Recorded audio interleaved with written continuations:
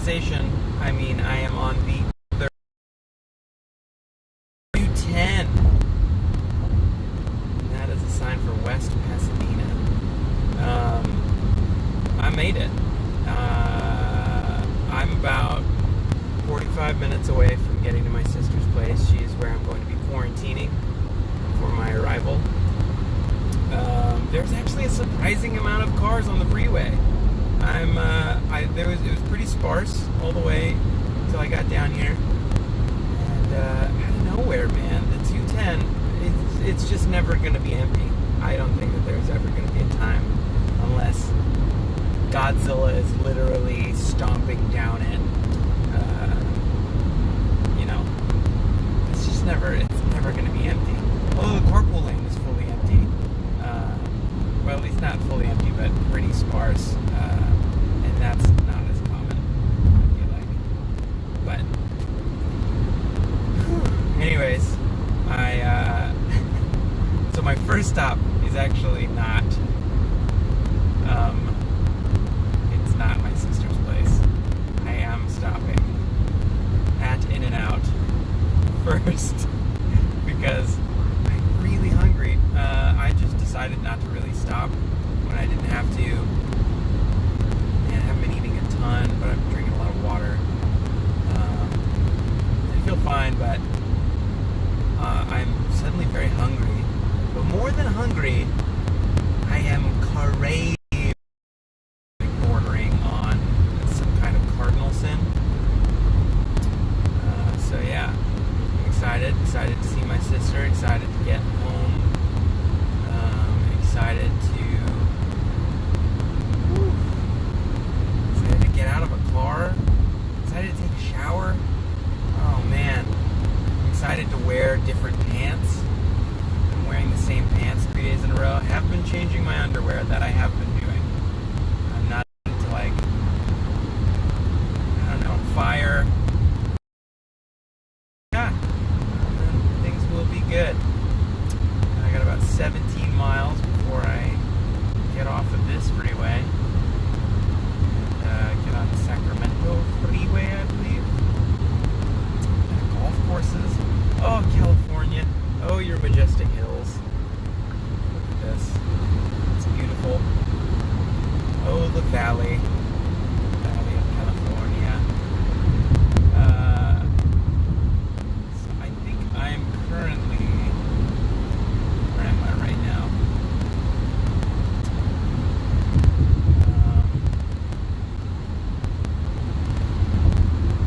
Sacramento? Is that right? San something or other? Citrus Ave, is this Ave? I know this area. I've definitely driven on this freeway a couple times. At this point, this is pretty far out, I feel like. Or maybe not.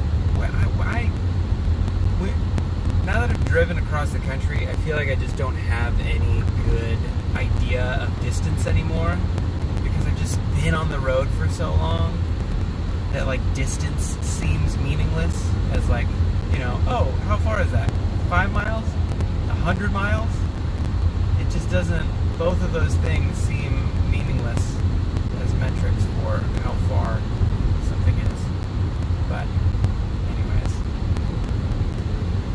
I am alive, and my butt is probably just like a bruise, just like one whole contiguous bruise from crack to sides, completely just gonna look like somebody's been punching me for 30 hours in a row. Gosh, I've been on the road for a really long time. Let's see. I left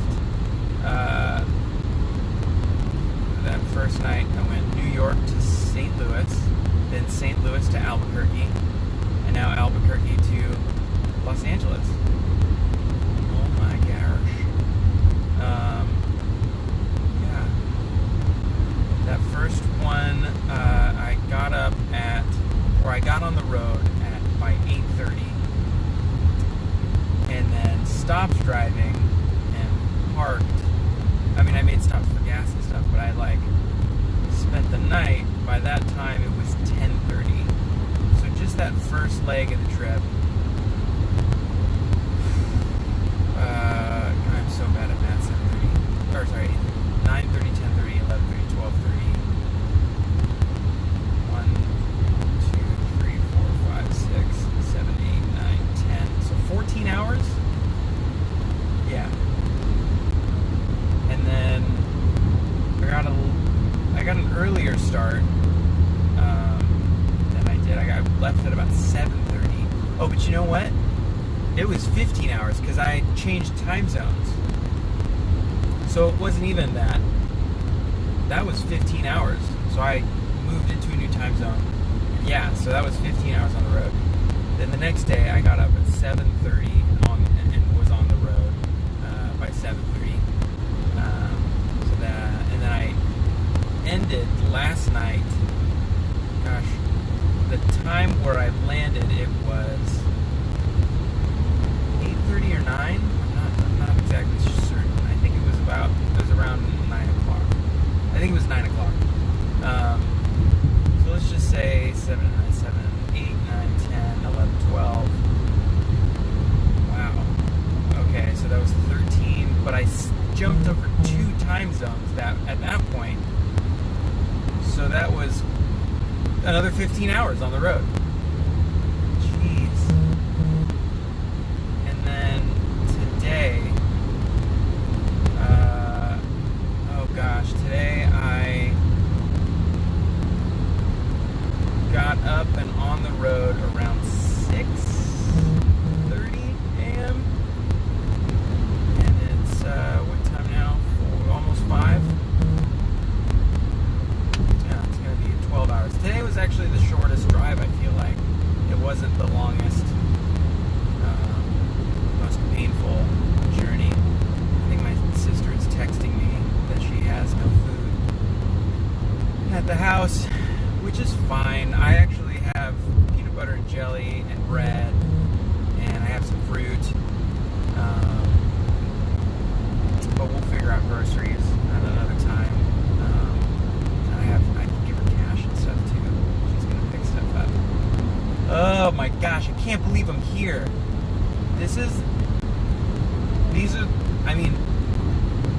I don't think I've ever driven for such a long stretch. And then I've definitely never done that multiple days in a row. I've just covered the entire contiguous United States in 3 days.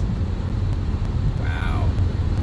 To be fair, I should feel a lot worse than I do, and I don't feel that bad. I actually feel pretty fresh. I just saw something that said St. Patrick's something. I can't read my phone text messages while I'm driving. But I'll be able to read them when I get to in and out, which should be soon. Oh, I'm passing Myrtle Ave. Okay, so I'm like around, this is Duarte, right? I should be around Monrovia or Duarte. Around where my Auntie Letha lives or used to live. Mountain Avenue. I went to college out here. I went to a private college for media art, which is basically just graphic design, like fancier things involved. But yeah, and then that didn't work out. I'm not a good student. What do you do, man? People, this is the thing. Actually, fairly good drivers on the road this whole trip until I got to LA. And I gotta say, worst drivers in New York. New York, way worse. They just they can't, I don't know what it is. They're not paying attention ever. I think there are more cultures mixed, so like driving cultures get mixed in from other places in the world that, like the rules I feel like a lot of drivers feel like the rules just don't apply to them. So it's more of like people just aren't paying attention, or they're just not doing the right thing on the road in New York. Whereas in California, it's because people are jerks. Like, people drive like jerks in California. Everybody drives like just like some kind of like adolescent kid hopped up on Mountain Dew. They're all trying to like get in front of everybody else, and everybody's like super, I don't know, alpha. It's just a bunch of alphas driving in California. A bunch of like lifted trucks that have never seen dirt in their lives, and it makes me sad. The In-N-Out that I selected is fairly close to my sister, so let's see. Oh, I should ask her if she wants anything. I can bring her food. She may have already had dinner. Oh, but it's like 5 o'clock. It's so early. It's 5 o'clock here. For me, it feels like 8 o'clock. Like, I'm ready to, like, just chill for the rest of the day. But I gotta stay awake. I have to stay awake. I have to move my brain over to California time. It's so pretty. I really do. I miss how California looks, you know? I can see why all the rest of my family live out here. Just all of them. Oh, how adorable. It's the Metro Rail. It's like California's sad attempt at an elevated subway. It's just nobody rides it. I feel like some people do ride it, but I just really like LA is just built for cars, man. If you don't have a car, you're kind of sunk. You ride your bike to the Metro Rail.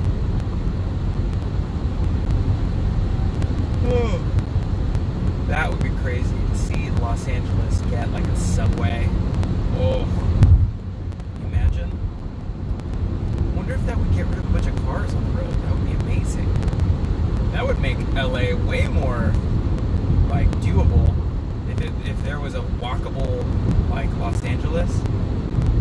But it's so spread out. Oh, it's so spread out. I don't know that would be possible. Rosemead, Michelinda. All of these off-ramps. All of the memories. All the memories. Memories. I don't know any of Cats, so don't ask me to sing anything from Cats. Memories is literally the only thing I know. Look at this adorable rail. It's going to East LA. There it goes. We're driving right next to it.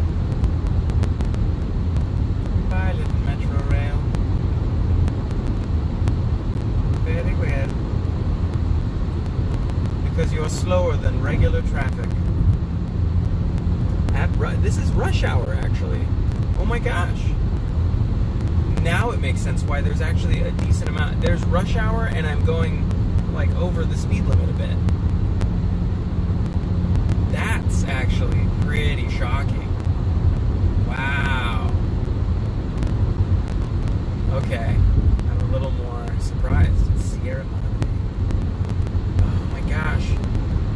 So many memories right now coming to me. 210. I used to drive on the 210 all the time. I lived out here with my auntie Rita. While I was going to the college at Mount Sierra. And I would drive home on the weekends and spend time with my family back in Moore Park. And so I would take the 210 the whole way there, basically, because the 210 spits you out all the way there, back in Simi Valley. It goes right through Moore Park. Or you can connect to the 118, I should say, and then that takes you right to Moore Park. But it's a very seamless transition. I must sound like such a Californian right now, saying the 210 to the 118, and then you get off at Sierra Madre, and you pull up on a Mulholland Drive all the way to Coney Island. Yeah, there's no Coney Island out here. There is Santa Monica, and Santa Monica is a wonderful place. In 2 miles, use the right 2 lanes to take the exit toward Sacramento. That's too loud. You're too loud. Alright. I think I'm going to take this opportunity to get over. Look at how I drive like an old man. Look at how I'm driving at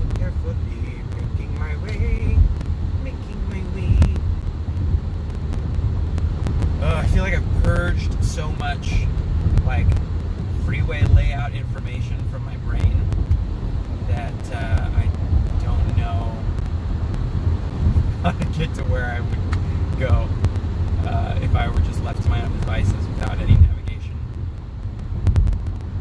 Oh gosh, that was a weird experience when I moved to New York, and then the amount of people that I met and the amount of people whose names I was then learning. I mean, I forgot that I met my own wife the first time I met her, so that can give you an idea of the amount of information I was imbibing. Okay, so I'm continuing on the 210 West. I gotta get over here. Cool. Alright, I remember this now. In half a mile, use the right 2 lanes to take the exit toward Sacramento.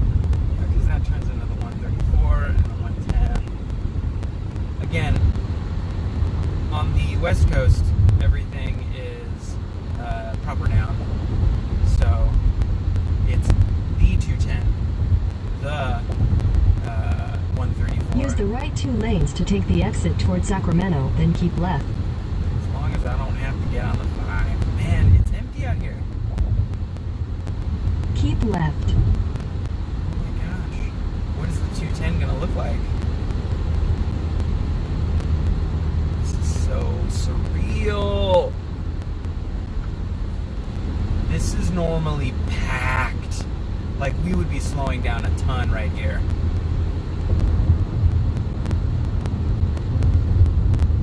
The only time that this would be like this if it was like,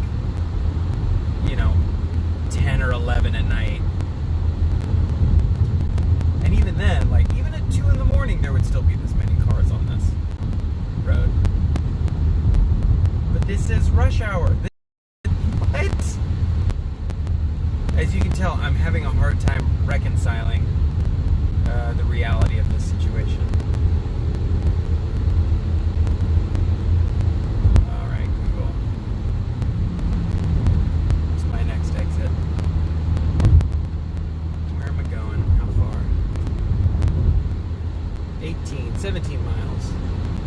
Oh, I'm going to get on the 118. Okay, so I do go that far.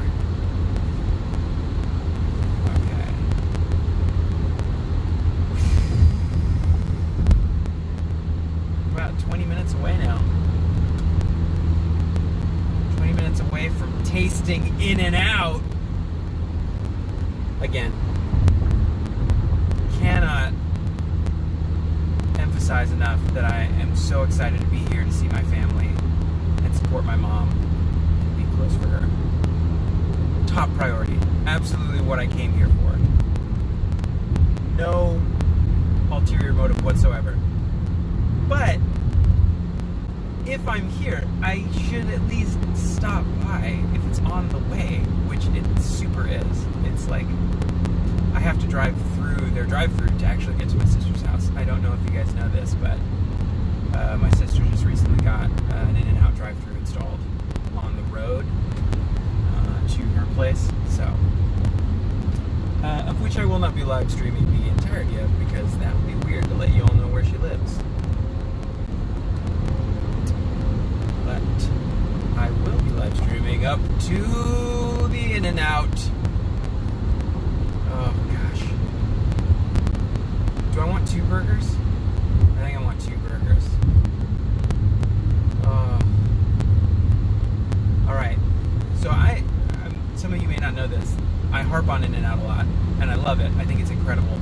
And I've always loved it, even before I worked there, because I did work there. And I have to say, out of all of the jobs I've had, I've worked at movie theaters, I've worked at Papa John's, I've worked at California Pizza Kitchen. I've had a lot of jobs. I've had too many jobs, to be fair. It doesn't look good on a resume to go, here are all the places that I gave up on. But of all of the places that served food that I worked at,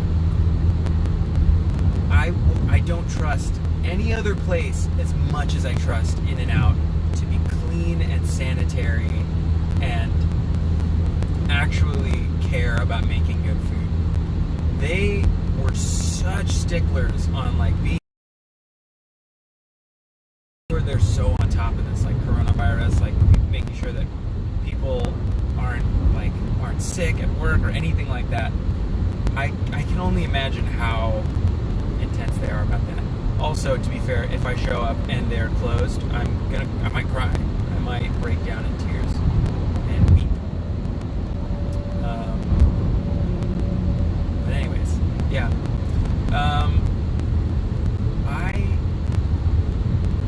You would think that like working at a place that you like, working at like a food spot that you enjoy would ruin it. It only amplified how much I ate there. Their policy, so you can get an idea, is if you're working for In-N-Out, you get a free burger every day. A free burger and fries. And a drink.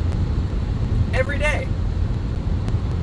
And I gotta say, I use that free burger every single day I worked. And I worked a lot. When I worked at In-N-Out, I was there, I was there